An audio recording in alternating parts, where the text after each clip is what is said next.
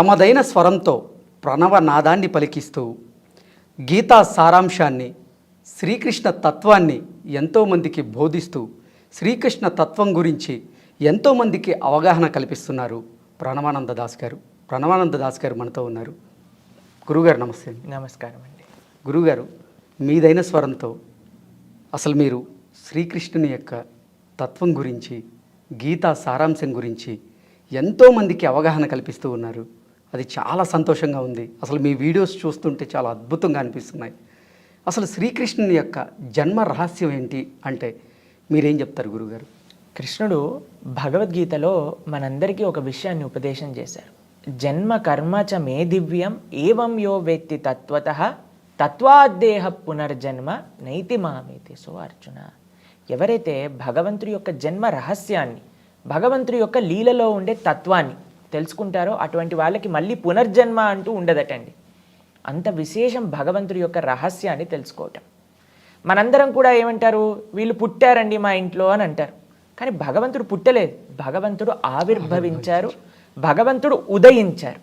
మీరు చూసారనుకోండి, సూర్యుడు ప్రతిరోజు కూడా తూర్పు దిశ బయటకు వచ్చేసరికి అరే ఈరోజు పుట్టాడు సూర్యుడు అంటామా? ఏమంటాం? ఆవిర్భవించారు, ఉదయించారు అని అంటారు. అలా కృష్ణుడు కూడా దేవకీ గర్భము నుంచి ఉదయించారు. మీకు ఒక విషయం చెప్తాను. దేవకీ గర్భం లోపలికి కృష్ణుడు ఎలా ప్రవేశించారో తెలుసా? ఫస్ట్ వసుదేవుడి యొక్క మనస్సులోకి వచ్చారు. వసుదేవుడి యొక్క మనస్సు నుంచి దేవకి యొక్క మనస్సులోకి వెళ్ళారు. దేవకి యొక్క మనస్సు నుంచి దేవకి గర్భంలోకి వెళ్ళారనమాట. కానీ ఈ భౌతికంలో ఉండే ఒక స్త్రీ పురుష సంబంధంతో భగవంతుడు ఆ యొక్క కలయిక ద్వారా జన్మించిన వారు కాదండి, పూర్తి ఆధ్యాత్మికం. సరే, ఆయన గర్భంలో ఉన్నప్పుడు బ్రహ్మాది దేవతలందరూ కూడా వచ్చి గర్భంలోనే భగవంతుడికి స్తుతి చేయటం ప్రారంభం చేశారనమాట. అది భాగవతంలో గర్భస్తుతి అనే పేరుతో మనకి కనిపిస్తుంది. ఓకే. యబ్రహ్మా వరుణేంద్ర రుద్ర మరుత శృణ్వంతి దివ్యైస్తవై. అందరు దేవతలు కూడా గర్భంలోకి ప్రవేశించి అద్భుతమైన స్తోత్రములు భగవంతుడికి గర్భంలో ఉన్నప్పుడే ప్రార్థన చేశారనమాట. ఎందుకంటే స్వామి యొక్క అవతార రహస్యం ఏంటి అని అంటే ఈ ధర్మాన్ని కాపాడటం, దుష్టులని శిక్షించటం. యదా యదాహి ధర్మస్య గ్లానిర్భవతి భారత. కాబట్టి భూమిదేవి వెళ్ళి బ్రహ్మగారికి ప్రార్థన చేస్తుంది, అయ్యా ఈ భూమిపైన అధర్మం చాలా పెరిగిపోయింది, ఎలాగైనా సరే ఆ స్వామిని అవతరింపజేయండి అని అడుగుతుందన్నమాట. మీకు ఒక చిన్న ఉదాహరణ చెప్తాను. ఒక భార్యాభర్తలు ఇద్దరికి పెళ్ళయింది. భర్త పని చేయడానికి అమెరికాకి వెళ్ళాడు అనుకోండి. చాలా కాలంకి ఇంటికి తిరిగి రాకపోయారనుకోండి, కొద్దిగా బాధేస్తుంది. ఎప్పుడు వస్తాడు మా హస్బెండ్ అని వెయిట్ చేస్తూ ఉంటారు. అలా భూమిదేవి ఎప్పుడు వెయిట్ చేస్తూ ఉంటుందన్నమాట, స్వామి ఎప్పుడు అవతరిస్తారు తన యొక్క లోకంలో అని. ఎందుకంటే భూమిదేవి భగవంతుడి యొక్క భార్య.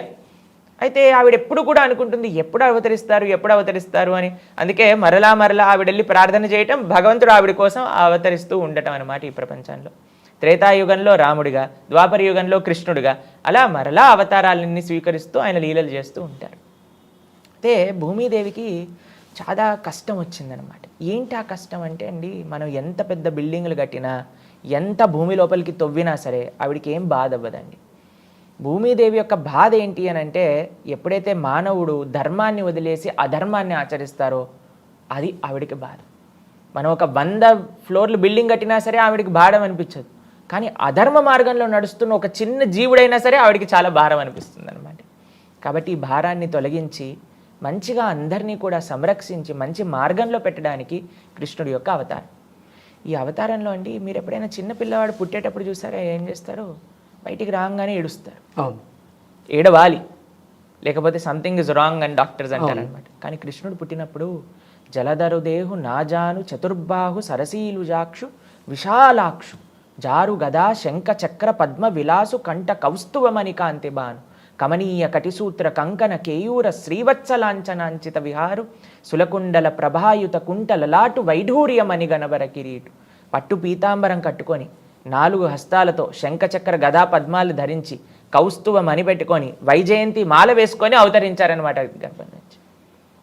కాబట్టి ఇది సామాన్యమైన మానవ జన్మ కాదు, ఇది సాక్షాత్తుగా భగవత్ అవతారము అని అంటారు. పుట్టంగానే అమ్మ నీ పేరు ఇది, నాన్నగారు మీరు మీ పూర్వజన్మలో మీరు ఇలా ఉన్నారు, నా కోసం ప్రార్థన చేసి నన్ను శిశువుగా కోరుకున్నారు కాబట్టి నేను మీకు అవతరించా అని చెప్పారు. ఎవరేం చెప్తారా అండి మానవుడు ఇలా? కాబట్టి అది మానవుడికి భగవంతుడికి ఉండే వ్యత్యాసం అన్నమాట. వెంటనే అవతరించారు, తండ్రి గారికి చెప్పారు నన్ను తీసుకెళ్ళి బృందావనంలో వదిలిపెట్టేయండి అని. ఆయన తీసుకెళ్ళి ఆయనను బృందావనంలో వదిలిపెట్టేశారనమాట. ఇది భగవంతుడి యొక్క విలక్షణమైన అవతార రహస్యం. అసలు ఈ బృందావనానికి ఉన్నటువంటి మహత్యం ఏంటి, ఈ బృందావనానికి ఉన్నటువంటి విశిష్టత గురించి ఏం చెప్తారు? గోపికలు ఒకసారి భగవంతుడికి ప్రార్థన చేస్తూ ఒక విషయం చెప్తారనమాట. ఈ భూమికే ఒక ఆభరణం బృందావనం. భూమికి ఎందుకు మహాత్యం వచ్చిందట అంటే బృందావనం ఈ భూమిలో ఉన్నందుకు ఈ భూలోకానికే మహాత్యం వచ్చిందట. మరి బృందావనం అంత గొప్పగా అవ్వడానికి ఏంటి కారణము అని అంటే భగవంతుడి యొక్క శ్రీచరణాలు బృందావనం మొత్తంలో అలంకారమై ఉంటుందన్నమాట. యద్దేవకీసుత పదాంబుజ లబ్ధ లక్ష్మి అని అంటారనమాట. మీకు ఒక విషయం చెప్తానండి గురుగారు. బృందావనం ఎటువంటి ప్రదేశం అని అంటే, మీరు ఎప్పుడైనా ఈ లీల విన్నారా? సాక్షాత్తుగా కృష్ణుడు ఒకసారి మట్టిని తింటారనమాట. అవును, మృతభక్షణ లీల అని అంటారు. అయితే ఎందుకు కృష్ణుడు మట్టిని తింటున్నారు అని అంటే బృందావనంలో తన భక్తులు ఎప్పుడూ కూడా నిరంతరం నడుస్తూ ఉంటారు. గోపికలు, గోపాల బాలులు, ఆవులు, దూడలు అన్నీ కూడా. అయితే వాళ్ళ యొక్క చరణధూళి కృష్ణుడికి అంత శ్రేష్టంగా ఆయన స్వీకరించే యోగ్యంగా ఉంటుందట. అది బృందావనం యొక్క మహత్యం. బృందావనంలో కృష్ణుడు నడుస్తే అండి తన యొక్క అడుగులు పడతాయి కదా బృందావనంలో. ఇన్ని వేల లక్షల ఆవులున్నా సరే ఒక్క ఆవు కూడా ఆ బృందావనంలో కృష్ణుడు పెట్టిన అడుగు పైన అడుగేయదటండి. ఎవ్వరూ కూడా ఆ అడుగుల్ని చెడపరట. ఎప్పటికీ ఆ అడుగులు అలానే ఉంటాయట కృష్ణుడు ఉన్నప్పుడు బృందావనంలో. కాబట్టి అవి ఎలా ఉంటాయి అని అంటే బృందావనం వేసుకున్న ఆభరణాలుగా కృష్ణుడి యొక్క శ్రీచరణాలు దర్శనమిస్తూ ఉంటాయట. ఆ శ్రీచరణాలు ఉన్నందుకు బృందావనానికి మహాత్యం, ఆ బృందావనం అందుకు ఈ భూలోకానికే మహాత్యము అని చెప్తారనమాట. సాక్షాత్తుగా ఒకసారి బ్రహ్మ వస్తాడండి బృందావనానికి. అప్పుడు భగవంతుడికి ప్రార్థన చేస్తూ ఏమంటారో తెలుసా? ఈ బృందావనంలో మట్టిగా ఉండటం నాకు నిజమైన సాఫల్యం నా జన్మకి అని బ్రహ్మ ప్రార్థన చేస్తారు. ఉద్ధవుడు అని కృష్ణుడి యొక్క స్నేహితుడు అన్నమాట. ఆయన వచ్చినప్పుడు ఆయన అంటారు, బృందావనంలో ఒక గడ్డిగా, ఒక చిన్న లతగా మారటం నా జీవితాన్ని యొక్క అభిలాష. ఎందుకంటే బృందావనం నలు దిశల కృష్ణ ప్రేమ తత్వంతో కూడుకున్నది.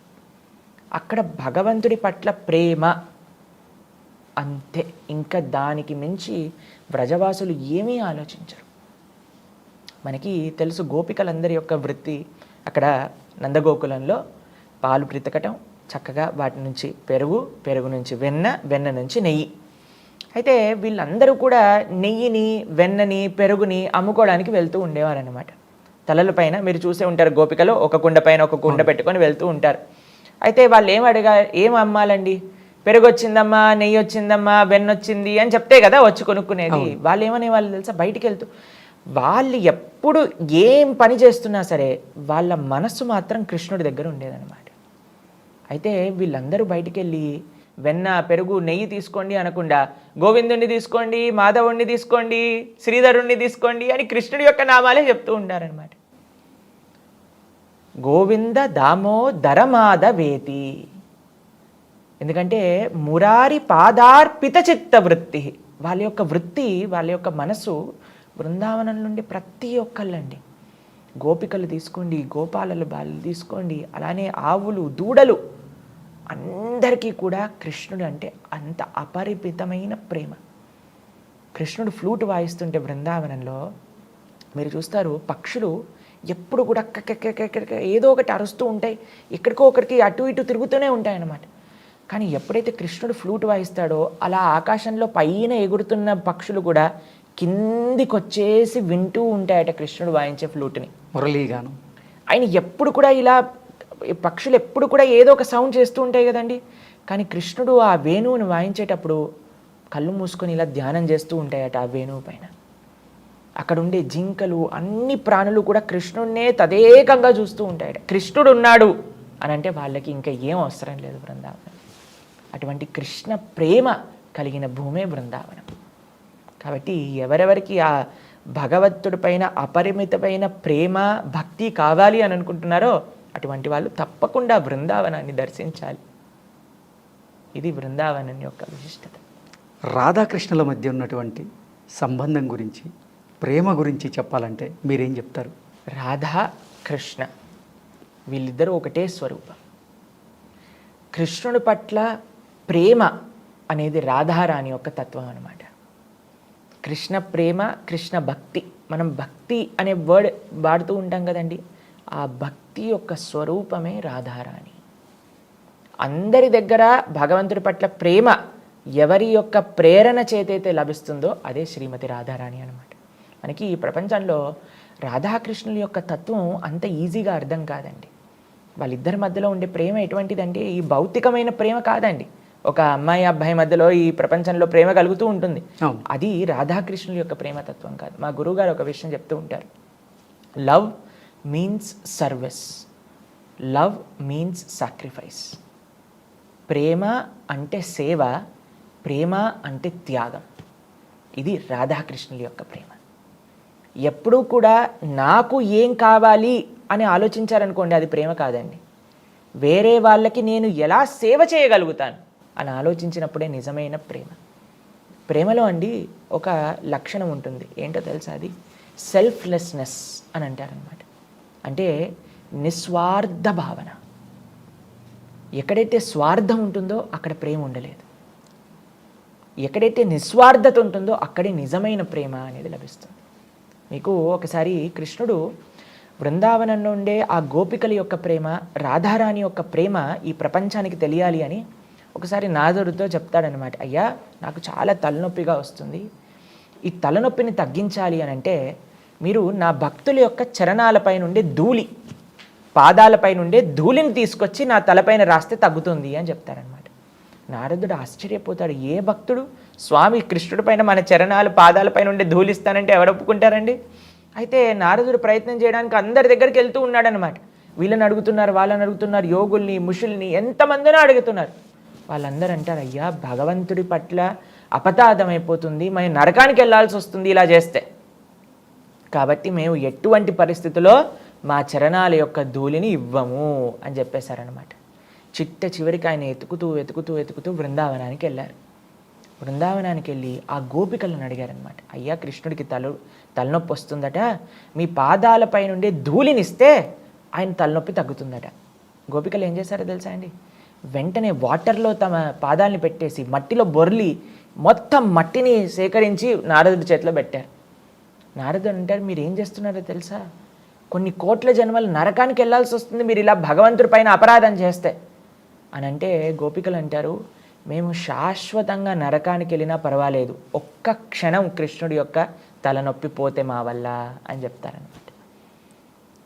కాబట్టి గోపికలకి, శ్రీమతి రాధారాణికి కృష్ణుడి పట్ల ఉన్న ప్రేమ ఎటువంటిది అని అంటే, మేము ఎలా భగవంతుడికి సేవ చేసుకోవాలి, ఆయనని ఎలా మేము సంరక్షించుకోవాలి, ఆయనకి ఎలా ఆనందాన్ని ఇవ్వాలి అనే తప్ప మాకు ఆయన దగ్గర నుంచి ఆనందం కావాలి అనే భావన కాదు. ఇది నిజమైన ప్రేమ, ఇది నిజమైన నిస్వార్థమైన ప్రేమ. మనము రాధాకృష్ణుల యొక్క ప్రేమతత్వం నుంచి మన జీవితంలో నేర్చుకోవాల్సింది ఏంటి అని అంటే, ప్రతిసారి మనం చూస్తూ ఉంటామండి, చాలామంది మాతో చెప్తూ ఉంటారు, ప్రభుజీ ఇలా ఎందుకు చేశారు వాళ్ళు, ఇలా ఎందుకు నన్ను ఈ మాటలు అన్నారు, ఇలా ఎందుకు మమ్మల్ని చూసుకోలేదు అని అంటే, మనకి ఎక్స్పెక్టేషన్, ఇలా చేయాలి, అలా చేయాలి, వేరే వాళ్ళు మనతో ఇలా ఉండాలి, అలా ఉండాలి. కానీ ప్రేమ ఎక్కడ ఉంటుందో తెలుసా అండి? ఎక్కడైతే ఎందుకు వాళ్ళు అలా బిహేవ్ చేయాల్సి వచ్చింది, అరే ఇన్ని రోజులు బాగానే ఉన్నారు కదా, ఎందుకు ఈరోజు నన్ను ఆ మాట అన్నారు, వాళ్ళ జీవితంలో ఏం జరుగుతుంది, వాళ్ళు ఏ ప్రాబ్లమ్స్లో ఉన్నారు అని మనం ఆలోచిస్తామండి. ఎంతవరకైనా సరే మమ్మల్ని ఎందుకు ఇలా అన్నారు అనే పట్టుదలతో మనం ఉంటాం. కానీ ప్రేమ అనేది నిస్వార్థమైన భావన. గోపికలకి, రాధారానికి కృష్ణుడి పట్ల ఉన్న ప్రేమ నిర్మలమైనది, ఎంతో ఆధ్యాత్మికమైనది, భౌతికమైన ప్రేమ కాదనమాట. అతయేవ ప్రేమ కామ బహూత అంతర. ఈ కామానికి అంటే ఇన్ఫాక్చుయేషన్ అని అంటాం కదండి ఈ ప్రపంచంలో, దానికి ఇంకా ప్రేమకి బహూత అంతర అంటే చాలా అంతరం ఉందట. కామ తమో అంధకార్. ఈ ఇన్ఫాక్చుయేషన్ అనేది డార్క్నెస్, రాత్రిపూట ఉండే ఆ చీకటి ఉంటుంది కదండి, దాంతో సమానంగా పోల్చారు. అదే నిర్మలమైన ప్రేమ ఎటువంటిది అని అంటే, సూర్య నిర్మల భాస్కర. నిర్మలమైన సూర్యుడు వచ్చినప్పుడు ఎంత వెలుగు, ఎంత కాంతి ఉంటుందో, ప్రేమ వచ్చినప్పుడు కూడా అంత వెలుగు, అంత కాంతి ఉంటుంది. కానీ ఈ ప్రపంచంలో మనం కొన్నిసార్లు ప్రేమ చూస్తామండి, మీరు టీవీలలో చూస్తూ ఉంటారు, ఒకళ్ళు ప్రేమించలేదు, ఒప్పుకోలేదు అని యాసిడ్ పోసేయటం లేదా చంపేయటం మనం ఢిల్లీలో చూసాం. అవును, ఇది ప్రేమ అంటారా అండి? కాబట్టి ప్రేమ అంటే ఎదుటి వాడి దగ్గర నుంచి నాకేం వస్తుంది అని ఆలోచించటం కాదు, నేను ఎదుటి వారికి ఎలా సేవ చేయగలుగుతాను అని ఆలోచించటమే ప్రేమ. దానికి మూలము రాధాకృష్ణులు. కాబట్టి నిజమైన ప్రేమ ఈ ప్రపంచంలో ఒక జీవుడికి భగవంతుడికి మాత్రమే సంబంధం అవుతుంది అని చెప్తారనమాట మన శాస్త్రంలో. శ్రీకృష్ణ భగవానునికి 16,000 మంది రాణులు ఉన్నారు అంటారు. దాని గురించి మీరేం చెప్తారు? శ్రీకృష్ణుడికి 16,108 మంది భార్యలు. అయితే దీని విషయం గురించి కొన్ని ప్రస్తావన చేస్తాను. 8 మంది భార్యలు కృష్ణుడికి ముందే ఉన్నారు, స్వామి వివాహం చేసుకున్నారనమాట. ఒక అసురుడు ఉన్నారు, నరకాసురుడు ఆయన పేరు అనమాట. ఆయన ఏం చేశారు అని అంటే 16,100 మంది రాకుమారులను తన యొక్క రాజ్యంలో బందీలుగా పెట్టుకున్నారనమాట. అయితే కృష్ణుడు ఎప్పుడైతే ఈ దుష్టుడైన నరకాసురుని సంహరించారో ఆయన భవనంలోకి ప్రవేశించగానే ఈ 16,100 మంది కూడా రాణులందరూ కూడా వచ్చి భగవంతుడికి ప్రార్థన చేస్తారు. అయ్యా, ఈ దుష్టుడు తీసుకొచ్చి తన భవనంలో మమ్మల్ని ఇన్ని రోజులు పెట్టుకున్నారు, ఇంకా మమ్మల్ని బయటికి వెళ్తే ఎవరు వివాహం చేసుకోరు. కానీ వాళ్ళు ఎప్పుడైతే కృష్ణుని చూశారనుకోండి, అందరికీ కూడా ఆ భక్తి భావన చేత మీరే మాకు పతి అవ్వాలి అని ప్రార్థన చేశారనమాట కృష్ణుడిని. అయితే భగవంతుడండి ఎంతమంది యొక్క కోరికలైనా తీర్చేయగలిగే శక్తి ఉన్నారు ఆయనకి. ఇప్పుడు చూడండి, వెంకటేశ్వర స్వామి దగ్గరికి ప్రతి నిత్యం ఎన్ని వేల మంది భక్తులు వెళ్తున్నారండి. అందరినీ కూడా ఆయన కృప చేస్తున్నారు, అందరినీ కటాక్షిస్తున్నారు కదా. అది స్వామి యొక్క సామర్థ్యం. ఎందుకంటే ఆయన సాక్షాత్తుగా భగవంతుడు కాబట్టి. సరే, అందరూ కూడా ప్రార్థన చేశారు, కృష్ణ మాకు నువ్వు కావాలి. అందరినీ వివాహం చేసేసుకున్నారు. అందరినీ వివాహం చేసేసుకున్నాక ఈ ప్రపంచంలో అండి చాలామంది చెప్తారు, ప్రభుజీ మాకు మీ ఆశ్రమానికి వచ్చేయాలని ఉంది ప్రభుజీ అని. అంటే వెంటనే మీకు పెళ్ళయిందా అండి అని అడుగుతాం. అయిందండి, అందుకే ఈ కోరికలన్నీ వస్తున్నాయి అని చెప్తానమాట నేను. ఎందుకనంటే అండి, ఒక గృహస్థాశ్రమాన్ని, ఒక కుటుంబాన్ని మనం జాగ్రత్తగా చూసుకోవాలి అని అంటే అది చాలా కష్టమైన విషయం అండి. బాధ్యత అనేది అంత ఈజీ కాదు. బాధ్యత తీసుకున్నప్పుడు దాన్ని సక్రమంగా నిర్వర్తించాలి కూడా. అయితే కృష్ణుడు 16,108 భార్యలను వివాహం చేసుకున్న 16,108 బంగారు భవనాలు ఇచ్చారు. మీకు ఇంకొక విశేషం చెప్పనా అండి, 16,108 స్వరూపాలతో కృష్ణుడు ప్రతి ఒక్క రాణి దగ్గర ఉండేవారనమాట. అంతేకాని ఒకరోజు ఒక రాణి దగ్గర, ఇంకో రోజు ఇంకో రాణి దగ్గర కాదు. 16,108 స్వరూపాలతో ఒకటే సమయంలో అందరి దగ్గర ఉండేవారనమాట. నారదుడు ఒకసారి ద్వారకకు వచ్చి అసలు కృష్ణుడు ఏం చేస్తున్నాడు అని చూసేసరికి ఒక భవనంలో రుక్మిణితో మాట్లాడుతున్నాడు, ఇంకో భవనంతో సత్యభామతో చెస్ ఆడుతున్నారు, ఇంకో భవనంలో సంధ్యావందనం చేస్తున్నారు, ఇంకో భవనంలో పేదవాళ్ళకి దానం ఇస్తున్నారు, ఇంకో భవనంలో ఉద్ధవుడితో మాట్లాడుతున్నారు, ఇంకో భవనంలో బ్రాహ్మణులకి చక్కగా సేవ చేస్తూ ఉన్నారు, ఇంకో భవనంలో చూసేసరికి బ్రహ్మాండంగా ఆరాధన చేసుకుంటూ ఉన్నారు, ఇంకో భవనంలో ధ్యానం చేస్తూ ఉన్నారు. 16,108 భవనాలలో ఒకటే ఒకసారి స్వామి ఉండగలుగుతారు. అలా ఈ ప్రపంచంలో ఎవరైనా ఉండగలుగుతారా అండి? నేను మీతో షూటింగ్ చేస్తూ పై స్టూడియోలో షూటింగ్ చేస్తూ కింద స్టూడియోలో షూటింగ్ చేస్తూ ఒకసారి చేయగలుగుతామా? సాధ్యం కాని పని. అది జీవుడు, అది భగవంతుడు అన్నమాట. కాబట్టి భగవంతుని ప్రశ్నిస్తారు చాలామంది, ఎందుకు కృష్ణుడు ఇంతమంది వివాహాలు చేసుకున్నారు? ఎందుకంటే ఆయనకు ఆ సామర్థ్యం, ఆయనకు ఆ శక్తి, ఆయనకు ఆ తత్వం ఉంది కాబట్టి. కృష్ణుడిని అందరూ కూడా ఏమంటారో తెలుసా అండి, 16,108 వివాహాలు చేసుకున్నారు, ఎంత అన్యాయం ఇది అని అంటారు. కానీ మేమెందుకు చేసుకోకూడదు అని కూడా కొంతమంది అడుగుతారండి ఈ ప్రపంచంలో. వాళ్ళకి ఆన్సర్ ఏంటో తెలుసా? మీరు ఫస్ట్ గోవర్ధనాన్ని ఎత్తండి, ఫస్ట్ కాళీయుడిని దమన చేయండి, పూతనను సంహరించండి. ఒకసారి బృందావనంలో మొత్తం ఆ ఫారెస్ట్ మొత్తం కూడా అగ్ని పడుతుందన్నమాట. వెంటనే కృష్ణుడు అనేసి ఆ అగ్నిని మొత్తం కూడా లోపలికి తీసేసుకుంటారండి. 7 రోజులు 7 రాత్రులు అంత పెద్ద 21 కిలోమీటర్లు, ఇప్పుడు మనం గోవర్ధనాన్ని చూస్తే అటువంటి గోవర్ధనాన్ని ఎడమ చేతి చిటికని వేలు పైన ధరించారు. ఈ శక్తి ఎవరికి ఉందండి? మనం ఒక బాటిల్ని 7 నిమిషాలు పెట్టుకోలేము చేతి పైన. ఎంత లైట్ వస్తువు అయినా సరే మనకి అది జీవతత్వం అనమాట, మనకి శక్తి లేదు. భగవంతుడు విలక్షణమైన ఆ స్వరూపాన్ని, ఆయన యొక్క ఐశ్వర్యాన్ని చూపించగలిగిన శక్తి ఆయన దగ్గర ఉంది. కేవలం ఆయన వివాహాలు చేసుకోలేదండి, ప్రతి ఒక్కళ్ళకి కూడా తన గృహస్థ ఆశ్రమ బాధ్యతలన్నీ కూడా చక్కగా చేశారు. ఇది భగవతత్వం. భగవంతుని మనం ఆశ్రయించాలే తప్ప భగవంతుణ్ణి అనుకరించకూడదు. మీకు నిజంగా భగవంతుని అనుకరించాలి అని అనుకుంటే రాముణ్ణి అనుకరించాలి. ఎందుకంటే ఆయన అవతార ప్రయోజనమే అది. ధర్మాన్ని నిరూపించడానికి. కానీ కృష్ణుడి యొక్క అవతార ప్రయోజనం ఏంటో తెలుసా అండి? ఆ భగవతత్వాన్ని ప్రచారం చేయడానికి అనమాట. భగవంతుడి యొక్క ఐశ్వర్యాన్ని, భగవంతుడి యొక్క లీలలని, భగవంతుడి యొక్క శక్తిని చూపించేది కృష్ణ అవతారం. కాబట్టి రాముడు చేసిన ఆ పనులన్నింటినీ కూడా మనం అనుకరించవచ్చు. కృష్ణుడు చెప్పినవి మనం ఆచరించాలి. రామాయణాన్ని మొత్తం కూడా మనం చక్కగా ఆయనను ఆదర్శంగా ఏకపత్ని వ్రతాన్ని, పితృవాక్య పరిపాలనని, సత్యాన్ని, ధర్మాన్ని, వీటిని మనం చక్కగా అనుకరించవచ్చు. కానీ కృష్ణుడు చెప్పిన తత్వాన్ని ఏంటి తెలుసా అండి? కృష్ణుడు మాట్లాడినది, కృష్ణుడు ఉపదేశం చేసింది ఏంటది? భగవద్గీత. అటువంటి భగవద్గీతని చదవాలి, ఆ భగవద్గీతలో ఉండే విశేషాలను ఆచరిస్తూ ఉండాలన్నమాట. అందుకే మనం ఏదైనా చిన్న మెషిన్ కొన్నా అండి, దానికి ఒక మాన్యువల్ అనేది వస్తుంది. ఎలా ఈ మెషిన్ని వాడాలి, ఏ బటన్ నొక్కితే ఏమవుతుంది అని అన్నీ కూడా రాసి ఉంటుంది. ఒక్కసారి మనం చదువుకున్నాం అనుకోండి, ఇంకా మనం హ్యాపీగా ఆ యొక్క మెషిన్ని యూజ్ చేయొచ్చు. ఈ మానవ శరీరం అనేది కూడా ఒక యంత్రం లాంటిది. ఈ యంత్రాన్ని ఎలా యూజ్ చేయాలి అని చెప్పేదే భగవద్గీత. కాబట్టి రాముడు ఆచరించింది ఆచరించాలి, కృష్ణుడు చెప్పింది ఆచరించాలి. అదే భగవద్గీత. దాన్ని తప్పకుండా ప్రతి ఒక్కళ్ళు అధ్యయనం చేయాలి, జీవితంలో ఆచరించడానికి ప్రయత్నం చేయాలి. అసలు ఈ భగవద్గీత ఎవరు చదవాలి, ఎలా చదవాలి, ఎప్పుడు చదవాలి? అసలు ఈ భగవద్గీత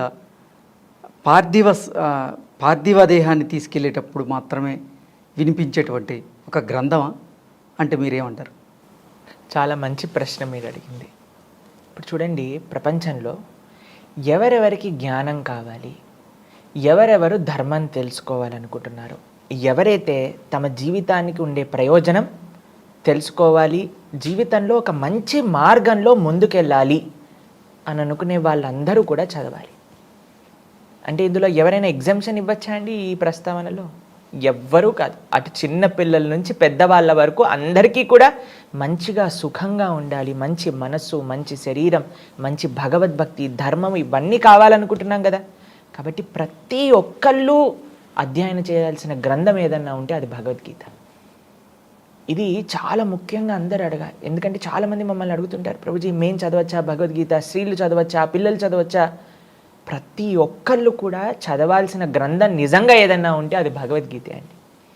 అందుకే అన్ని సాంప్రదాయాలకు సంబంధించిన ఆచార్యులు కూడా భగవద్గీతను మనకి ప్రస్తావన చేశారు. అది సనాతన ధర్మానికి ఒక పుస్తకం, కంపల్సరీ పుస్తకం అనేదన్నా ఉంటే అది భగవద్గీత. కాబట్టి దీన్ని ప్రతి ఒక్కళ్ళు అధ్యయనం చేయాలి. మీరు చెప్పారు కదా, కేవలం ఒక మనిషి చనిపోయినప్పుడే భగవద్గీత మనం చూస్తూ ఉంటాం, ప్లే చేస్తూ ఉంటాం. కానీ అది నిజమైన ప్రయోజనం కాదండి. ఆయన పోయాక ఆయన ఏం చేస్తాడు? భగవద్గీత విని చివరి భగవద్గీత. అక్కడ ఎందుకు ఇలా చేస్తారంటే మీకు ఒక విషయం చెప్తాను.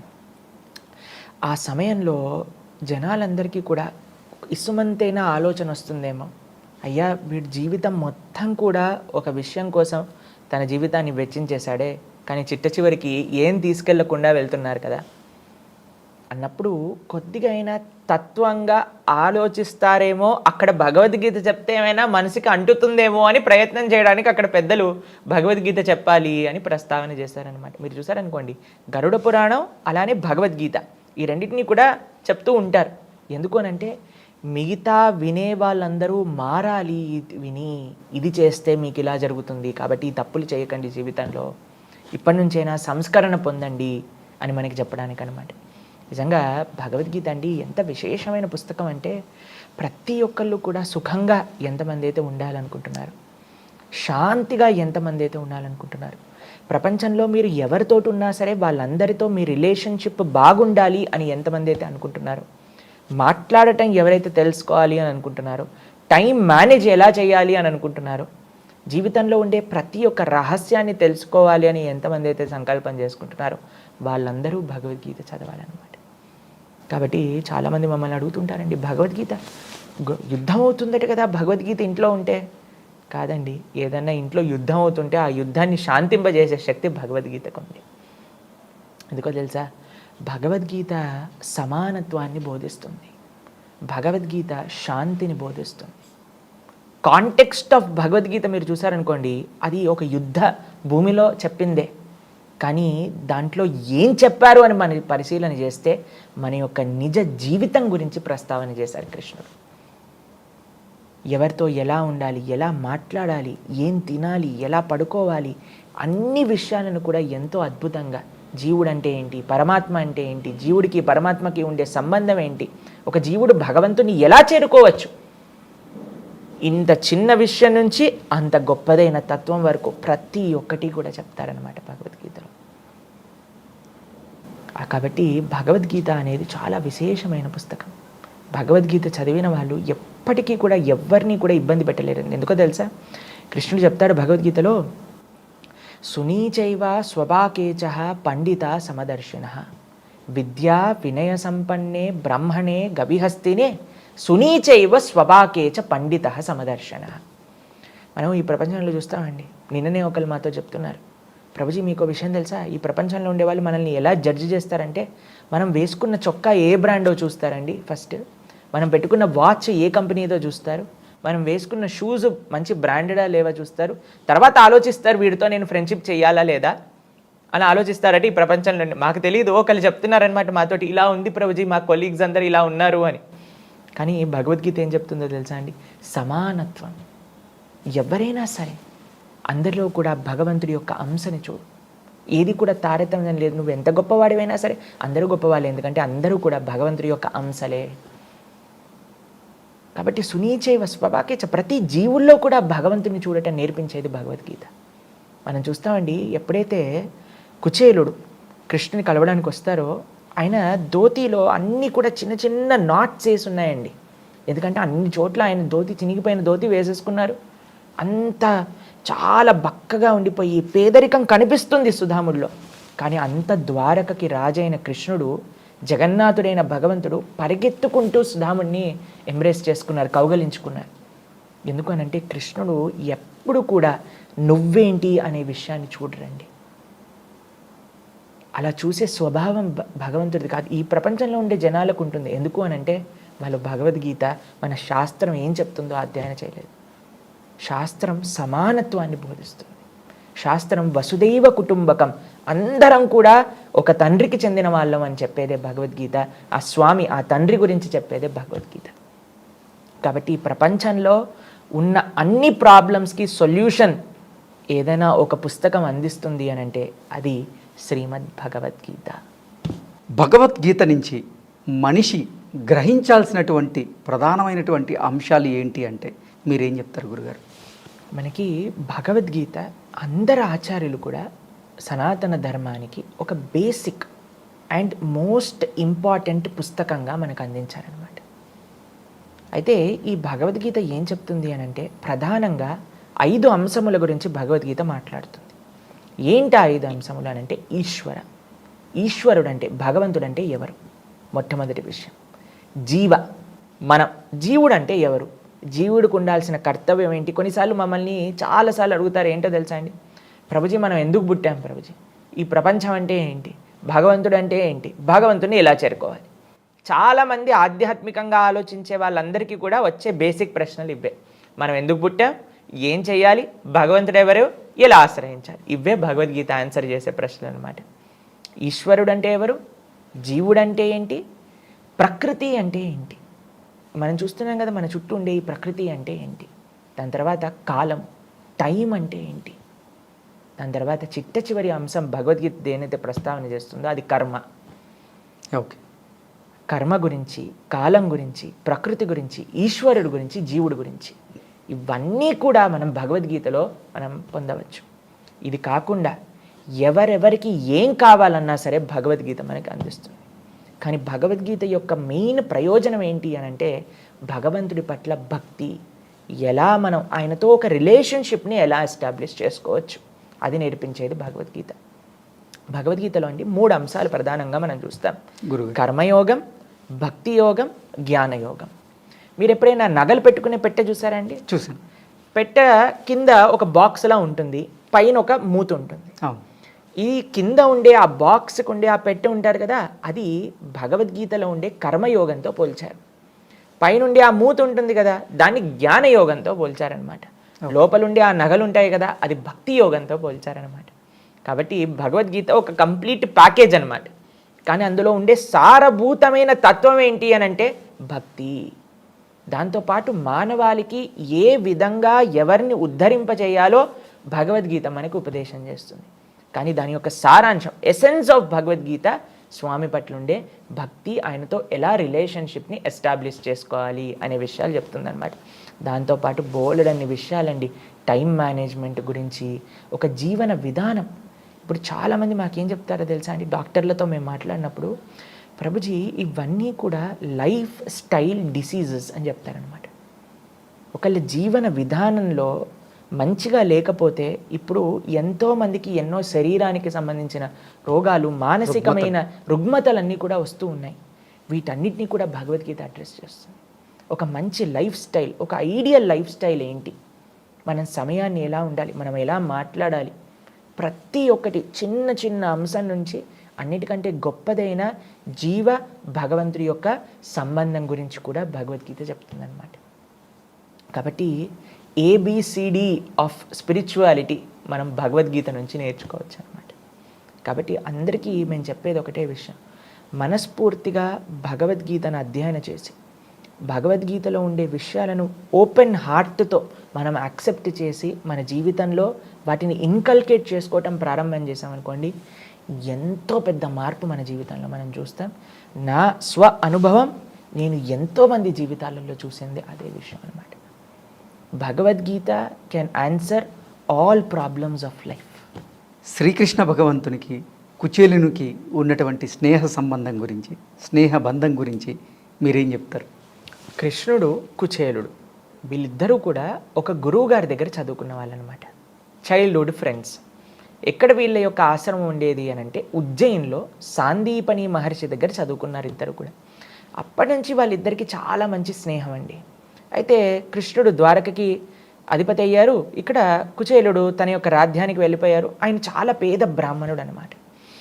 ఎంత బక్కగా అయిపోయారు ఆయన పేదరికం వల్ల అనంటే, ఆయనను చూసి వాళ్ళ భార్య అనుకుంది, అయ్యా నీకు కృష్ణుడు అనే స్నేహితుడు ఉన్నాడు, ఆయన అంత గొప్ప పరివారంలో ఉన్నారు, నువ్వు వెళ్ళినప్పుడు ఆయన తప్పకుండా నీకు సహాయం చేస్తారు, దాంట్లో నువ్వు ఇంకొక క్వశ్చన్ నీకు రావాల్సిన అవసరం లేదు, కాబట్టి నీ కోసమైనా వెళ్ళి అడుగు నువ్వు కృష్ణుణ్ణి అని కుచేలుడి యొక్క భార్య కుచేలుడికి చెప్పిందనమాట. అయితే సుధాముడు కుచేలుడు అని అంటాను తెలుగులో, ఆయన ఏం ఆలోచిస్తున్నారంటే, నేను భగవంతుడి దగ్గరికి వెళ్ళి అడగటమా? భక్తుడు ఎప్పుడు కూడా భగవంతుడిని అడగాలి అని అనుకోరండి. భక్తి అంటే భగవంతుని అడగటం కాదు, కేవలం భగవంతుడి యొక్క సేవ నేను ఎలా చేసుకోవాలి అని ఆలోచించడమే భక్తి. ఇక్కడ చూడండి, మనం సుధాముడు కృష్ణుడి యొక్క స్నేహబంధంలో ఒక భక్తుడి యొక్క తత్వం, భగవంతుడి యొక్క తత్వం పూర్తిగా తెలుసుకోవచ్చు. చాలా విశేషమైన లీల అన్నమాట ఇది. సుధాముడు వెళ్ళాడు, ద్వారకా నగరానికి ఉండే ఆ రాజభటులు ఎవరైతే డోర్ కీపర్స్ ఉన్నారో వాళ్ళ దగ్గరికి వెళ్ళి, అయ్యా నేను లోపలికి వెళ్ళాలనుకుంటున్నా అని అంటారనమాట. అప్పుడు వాళ్ళు అడుగుతారు, మీకు ఏం కావాలో చెప్పండి అని అంటే, అక్కడ సుధాముడు కానీ నాకు ధనం కావాలి అని అడుగుంటే ఆ డోర్ కీపర్సే ఇచ్చేవాళ్ళండి. అంత ఐశ్వర్యం ద్వారకలో ఉండే ఆ భటులకే ఉండేదట. కానీ కుచేలుడు ఏమన్నాడో తెలుసా, నాకు డబ్బులు కాదు, ఆయన ఎప్పుడు కూడా అడగలేదండి, నాకు కృష్ణ దర్శనం కావాలి, నా స్నేహితుడిని నేను కలవాలి అని అన్నారు. వీళ్ళు వెళ్ళి కృష్ణుడికి చెప్పారు, అయ్యా నీ స్నేహితుడట ఎవరో కుచేలుడు వచ్చాడు అనగానే రుక్మిణీదేవి యొక్క భవనంలో ఉండే కృష్ణుడు పరిగెత్తుకుంటూ వచ్చేసి ఆ సుధాముడిని కౌగలించేసుకుంటారండి. ఎంత ఆనంద బాష్పాలు ఇద్దరికీ కూడా, అటు కృష్ణుడికి ఇటు కుచేలుడికి. కానీ చూడలేదండి, నువ్వేం బట్టలు వేసుకున్నావు, నువ్వు ఎలా ఉన్నావు, నువ్వు పేదరికంలో ఉన్నావా, నువ్వు అడివి. కృష్ణుడు ఎప్పుడూ చూడటం, కృష్ణుడికి ఎప్పుడూ కూడా ఇవి తారతమ్యం అనేది కృష్ణుడిలో మనస్తత్వం కాదండి.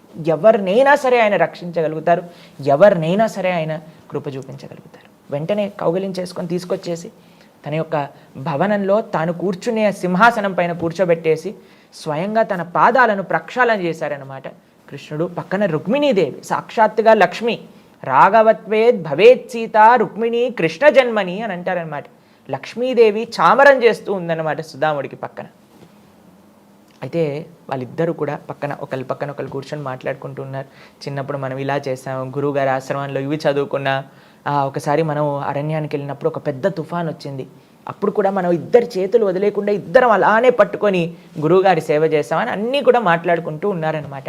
అప్పుడు కృష్ణుడు అంటాడు, ధామ కుచేల, నాకు తెలుసు నువ్వు నా దగ్గరికి వచ్చేటప్పుడు ఒంటరి చేతులతో రావని, ఏం తెచ్చావు చూపి అని అంటే ఈయనకు సిగ్గనమాట. ఈయన అంత పేదరికంలో ఉండి అండి కృష్ణుడి దగ్గరికి వెళ్తున్నప్పుడు నేను ఏదన్నా తీసుకెళ్ళాలి అని మొత్తం ఇల్లు ఎతికితే ఆయనకు దొరికింది అటుకులు, ఎండిపోయిన అటుకులు. వాటిని తీసుకొని 4 గుప్పెడ్లు చేతిలో పెట్టుకొని ఒక చిన్న మూటలో కట్టుకొని ఆయన ధోతిలో పెట్టుకొని వెళ్ళాడనమాట ద్వారకకి. అయితే కృష్ణుడు అడుగుతున్నాడు, ఏంటి ఎక్కడ ఉంది, ఏదో తెచ్చావు చూపించు చూపించు అనేసరికి ఆయన దాచిపెట్టుకుంది కూడా కృష్ణుడు తీసేసుకొని ఒక్కొక్క అడుగు పిడికిలు తింటూ ఉంటే కృష్ణుడు అంటాడండి, ఈ ప్రపంచంలో ఇప్పటి వరకు ఇంత మంచి నైవేద్యాన్ని నేను ఇప్పటి వరకు స్వీకరించలేదు అని చెప్తాడండి. ఇది కృష్ణుడికి ఉండే ప్రేమ. ఈ ప్రపంచంలో మనం ఎంత కష్టపడ్డా సరే, ఇప్పుడు చూడండి ఒక తల్లి 10 ఐటమ్స్ చేసింది అనుకోండి పిల్లల కోసం అని, తన భర్త కోసం అని, ఒక దాంట్లో ఉప్పు తక్కువ ఉండేసరికి ఏమంటారు, ఇందులో ఉప్పు తక్కువ ఉంది అని అంటారు. కానీ ఇన్ని చేశారు అని మనం ఫస్ట్ కీర్తిస్తామా, ఫస్ట్ అప్రిషియేట్ చేస్తామా? లేదు. కానీ కృష్ణుడు ఏంటి తెలుసా అండి, ఆయన అప్రిషియేట్ చేయటం, ప్రేమనివ్వటం. పత్రం పుష్పం ఫలం తోయం యోమే భక్తా ప్రయశ్చతి. భక్తితో భగవంతుడికి ఏమి సమర్పణ చేసినా సరే అంత ప్రేమగా, అంత చూసారా మీరు కృష్ణుడి యొక్క ఫోటో మీరు సుధాముడితో చూసారనుకోండి, అలా ఆనంద పుష్పాలు కారుతూ ఉంటాయన్నమాట కృష్ణుడికి. ఏం తెచ్చాడండి, ఎండిపోయిన అటుకులు. ఆయనకి లేవా అండి ద్వారకలో? ఎంత ఐశ్వర్యం ఉంది, అయినా సరే ఆయనకు కావాల్సింది ఏంటో తెలుసా, మన యొక్క ప్రేమ, భక్తి. ఈ భావన స్వామికి ప్రధానం. అయితే అలా అలా ఒక్కొక్క గొప్పడి తినేస్తూ ఉన్నారు. రుక్మిణీదేవి వచ్చి చేయబట్టేసుకుంటుంది అనమాట. కృష్ణ ఏం చేస్తున్నావు నువ్వు, ఎండిపోయిన అటుకులు తింటే నీ కడుపు నొప్పి వచ్చేస్తుంది అని రుక్మిణీదేవి ఆపేస్తుంది అనమాట కృష్ణుని తినకుండా. కానీ ఇప్పుడు చూడండి, సుధాముడు ఒక్క కోరిక కూడా, ఆ రోజు రాత్రంతా ద్వారకలో ఉంటారు, ప్రొద్దున పూట వెళ్ళిపోతారు. కానీ కృష్ణుడిని ఒక్క విషయం కూడా అడగరు ఆయన. నాకు డబ్బులు ఇవ్వని కానీ, సహాయం చేయని కానీ, నేను ఈ కష్టాల్లో ఉన్నా కానీ అని చెప్పలేదు ఆయన. ఒక భగవంతుడి దగ్గరికి వెళ్ళి భక్తుడు చెప్పాల్సిన అవసరం లేదండి, భగవంతుడిని అడగాల్సిన అవసరం లేదు. ఇప్పుడు ఒక చిన్న పిల్లవాడు ఉన్నాడండి, ఒళ్ళో పడుకున్న పిల్లవాడు ఉన్నాడు. చలికాలం వస్తుందనుకోండి, అమ్మకి చెప్తాడు, అమ్మ నాకు స్వెటర్ ఇయ్యి అంటాడా? వాడు ఏమన్నాడు, ఇలా చూస్తూ ఉంటాడు. అమ్మకి తెలియదా అండి ఏం చేయాలో, నాన్నకి తెలియదా అండి ఏం చేయాలో? కాబట్టి రాధాకృష్ణులు మన తల్లిదండ్రులు, సీతారాములు, లక్ష్మీనారాయణులు, వాళ్ళందరూ కూడా మన తల్లిదండ్రులు. కాబట్టి వాళ్ళ దగ్గరికి వెళ్ళి ప్రొద్దు నుంచి రాత్రి దాకా నాదికి అది కావాలి, ఆ కష్టంలో ఉన్న ఇది కావాలి, ఈ కష్టంలో ఉన్న చెప్పాల్సిన అవసరం లేదు. భక్తుడు ఎప్పుడూ భగవంతుడిని అడగరు, భగవంతుడు ఎప్పుడూ భక్తులకి అన్యాయం చేయరు. ఈయన ఇలా వచ్చి ద్వారక నుంచి వెళ్ళిపోయాడా, వెళ్ళేసరికి వాళ్ళ ఏరియాలో వాళ్ళ ఇల్లే కనిపించలేదన్నమాట సుధాముడికి. ఏంటబ్బా ఎక్కడుంది అని చూసేసరికి పెద్ద భవనము, అందరూ భటులు, సేవకులు, వాళ్ళ భార్య అంత దగద్ధమాయంగా వెగిలిపోతూ ఆయన దగ్గరికి వచ్చేసింది. చూసేసరికి అయ్యా ఏంటిది, ఏంటి ఐశ్వర్యం అని అంటే కృష్ణుడి దయ. కాబట్టి ఈ లీలలో మీరు చూసారనుకోండి, కుచేలు యొక్క భార్య కుచేలుడిని పంపించినప్పుడు తన కోసం తాను ఆలోచించలేదు. నేనేదో డబ్బులతో ఉండాలి, నేనేదో ఆ సుఖాలు అనుభవించాలి అని ఆవిడ చెప్పలేదు, తన భర్త బాగుండాలి అని పంపించింది. సుధాముడు ద్వారకకి వెళ్ళినప్పుడు నాకేదో కావాలి అని వెళ్ళలేదు, నేను కృష్ణుడి యొక్క సేవ చేసుకోవాలి అని వెళ్ళాడు. కృష్ణుడు నాకు సుధాముడి దగ్గర నుంచి ఏం కావాలి అని ఆలోచించలేదు. రుక్మిణీదేవి కృష్ణుడిని ఆపినప్పుడు కృష్ణుడికి ఏం అవ్వకూడదు అని ఆపింది. కాబట్టి ప్రతి అడుగులో కూడా నిస్వార్థమైన ప్రేమని మనం ఈ యొక్క సంబంధంలో చూస్తాం. అందుకే మేము ప్రపంచంలో అందరికీ కూడా ఒక కృష్ణ తత్వాన్ని ఇచ్చే సందేశం ఏంటో తెలుసా అండి, ప్రేమ, నిస్వార్థమైన భావన. ఇది కానీ మనం భగవంతుడి గురించి నేర్చుకుంటే ఇంకా అసలు ఎంత ఈ సమాజంలో ఎక్కడైనా సరే ఒకళ్ళకి అన్యాయం జరగటం కానీ, ఒకళ్ళని మనం ఇబ్బంది పెట్టడం కానీ, ఒకళ్ళు మనల్ని ఇబ్బంది పెట్టడం కానీ అవ్వదండి. అందుకే మనందరికీ కూడా ఒక వెలుగు, ఒక డైరెక్షన్ చూపించేది ఏంటి అని అంటే కృష్ణతత్వం, కృష్ణుడు చెప్పిన అద్భుతమైన గీతాతత్వం. కురుక్షేత్ర యుద్ధంలో శ్రీకృష్ణ భగవానుడు అసలు యుద్ధం చేయకుండా ఉండడానికి కారణం ఏంటి? కృష్ణుడు అండి నాట్ క్రెడిట్ స్టీలింగ్ లాట్. ఈ ప్రపంచంలో మీకు ఎక్స్ప్లెయిన్ చేస్తాను. ప్రపంచంలో నైజం ఏంటో తెలుసా అండి, అరే ఎంత గొప్ప పని చేసావురా అనగానే నేనే చేసింది అని కాలర్ పైకి ఎత్తుకుంటా. ఇది ఎలా, ఈ తప్పు ఎవరు చేశారు అనగానే నేను కాదు, వీళ్ళు చేశారు. ఏదైనా గొప్పది ఉందనుకోండి, నేనే చేశాను, మనం చేసినా చేయకపోయినా నేనే చేశాను అని చెప్పి క్రెడిట్ మనకు కావాలన్నమాట. ఎంతమంది మనకి దోహదపడ్డారు అనే విషయాన్ని, క్రెడిట్ వచ్చే విషయంలో మర్చిపోతాం. నేనే చేశానండి, నా ఇన్స్పిరేషనే అండి, నాదే అండి అని చెప్తారు. కానీ ఎప్పుడైనా ఏదన్నా తప్పు జరిగిందనుకోండి, నేను కాదు, నేను మంచివాడిని, వాడు తప్పు చేశాడు, మీరు వాళ్ళని అడగండి. కానీ కృష్ణుడు కంప్లీట్ ఆపోజిట్ అండి. ఎంత గొప్ప పని చేసినా సరే ఆయన తన క్రెడిట్ని తన భక్తులకు ఇచ్చేస్తూ ఉంటారు. ఇంత గోవర్ధనాన్ని 7 రోజులు 7 రాత్రులు కృష్ణుడు ఎత్తాడు కదండి. తర్వాత అందరూ కూడా తన స్నేహితులు వచ్చేసి, కృష్ణ ఎలా ఎత్తావరా నువ్వు గోవర్ధనం అని అంటే, నాకు చిన్నప్పటి నుంచి మా అమ్మ వెన్న పెట్టి పెంచింది, కాబట్టి మా అమ్మ వెన్న తినటం వల్ల నాకు శక్తి వచ్చింది. తర్వాత మీరందరూ ఆ చిన్న చిన్న లాఠీలు పట్టుకున్నారు కదా గోవర్ధనాన్ని, అందుకే నాకు గోవర్ధన్ యొక్క వెయిట్ తెలియలేదు. అన్నిటికంటే ముఖ్యం, రాధారాణి నా పైన కృప చూపించింది, నా కోసం ప్రార్థన చేసింది, రాధా ప్రార్థన చేయటం వల్ల నేను గోవర్ధనాన్ని ఎత్తాను అని చెప్తాడనమాట కృష్ణుడు. చెప్పచ్చు కదండి, నా శక్తి ఇది, నా ఐశ్వర్యం ఇది, నేను ఇలా ఎత్తాను, నాకు ఇంత కానీ కాదండి. కృష్ణుడు ఇంత కురుక్షేత్ర యుద్ధాన్ని కూడా ఒక చిన్న సుదర్శన చక్రాన్ని ప్రయోగించి చేసి అందరి కౌరవులని సంహరించే శక్తి కృష్ణుడి దగ్గర ఉంది. కానీ కృష్ణుడు ఏం చేశాడు? ఒక రథసారథ్యం చేశాడు. భగవంతుడి యొక్క అన్ని ఐశ్వర్యములలో ఐశ్వర్యస్య, సమగ్రస్య, వీర్యస్య, యశస్య, శ్రియ, అందులో ఒకటి వైరాగ్యం కూడా. అంత ద్వారక, అంత నగరం, అంతమంది భక్తులు, అంత యశస్సు, అంత ఐశ్వర్యం ఉన్న స్వామికి ఏ పొజిషన్ తీసుకున్నారండి కురుక్షేత్రంలో? ఒక చారియట్ డ్రైవర్, ఒక రథ సారథిగా కృష్ణుడు కూర్చున్నాడు. అర్జునుడి యొక్క పాదాల దగ్గర కూర్చున్నాడు. ఎందుకంటే మొత్తం కురుక్షేత్ర యుద్ధం ద్వారా ఆయన చూపించాలనుకుంటుంది ఏంటో తెలుసా? నేను నా భక్తులకి సేవ చేయటంలో వెనుకాడను. ఎందుకంటే ఒక యుద్ధం జరుగుతుంది, ఒక ఫైటింగ్ సీన్ అంటే మనకి సినిమాలలో కూడా చాలా థ్రిల్లింగ్గా ఉంటుందన్నమాట. ధర్మానికి అధర్మానికి మధ్య అయితే జరుగుతుంది. మొత్తం ఆ భారతంలోనే అన్నిటికంటే థ్రిల్లింగ్ సీన్ ఏంటి అని అంటే ఆ యుద్ధం సీన్. అందులో హీరో ఎక్కడున్నాడు అని చూసేసరికి కెమెరా పెట్టేసి రథసారథ్యం చేస్తున్నారు అనమాట. లేకపోతే మనం సినిమాలలో చూస్తాం, హీరో ఎంట్రీ ఎలా ఉంటుంది, ఇలా దుమ్ములు లేవటాలు, ఇలా సుమోలు పైకి ఎగరటాలు, అన్నీ ఇలా ఉంటుంది, గ్రాఫిక్గా ఉంటుంది. కానీ ఆ కురుక్షేత్ర యుద్ధంలో కృష్ణుడు రథసారథ్యం చేస్తూ చెప్తుంది ఏంటి అని అంటే, నేను నా భక్తుల యొక్క సేవనే నాకు నిజమైన ఐశ్వర్యము, దానికి నేను ఏదన్నా చేయగలుగుతాను. కాబట్టి ఇంత కురుక్షేత్ర యుద్ధాన్ని ఆయనే చేయించిన, ఇన్ ద సెన్స్ ఇప్పుడు విశ్వరూపంలో చూపిస్తారండి. అందరు కౌరవులు కృష్ణుడే సంహరిస్తున్నారు, అయినా సరే క్రెడిట్ ఎవరికి వెళ్ళింది? అర్జునుడికి వెళ్ళింది. కాబట్టి స్వామి అంతా తాను చేస్తాడు, తన భక్తులకి క్రెడిట్ని ఇచ్చేస్తాడు అనమాట. క్రెడిట్ తన దగ్గర పెట్టుకోడు.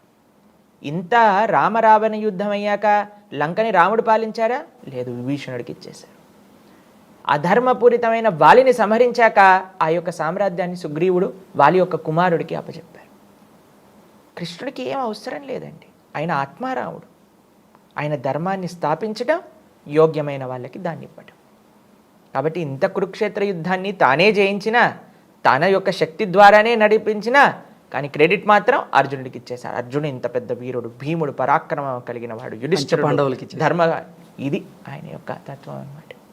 కాబట్టి ఆయనకి ఏ గొప్పతనాన్ని కూడా ఆయన ఎక్స్పెక్ట్ చేయరు, తన భక్తులకి కీర్తి ఇచ్చటంలోనే ఆయన ఆనందం ఉందన్నమాట. ఓకే గురువు గారు, ధన్యవాదాలు.